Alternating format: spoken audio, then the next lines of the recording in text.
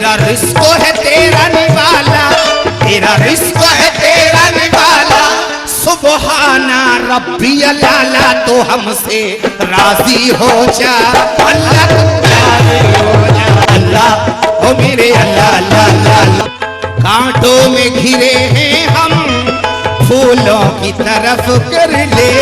आज फर्ज भी है और रूह का सुकून भी है।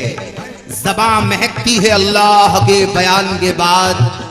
ख्याल रखिए कि मस्जिद उदास रहती है, ये इंतजार में रहती है हर अज़ान के बाद।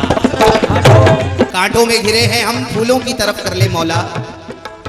नजर आता है सातों आसमानों और जमीनों का। हदीसे पाक पढ़कर रोने से बीनाई बढ़ती है, और नमाज़े पंजगाना से तो जन्नत मिल ही जाएगी, मगर तहज्जुद पढ़ते रहना कब्र की चौड़ाई बढ़ती है।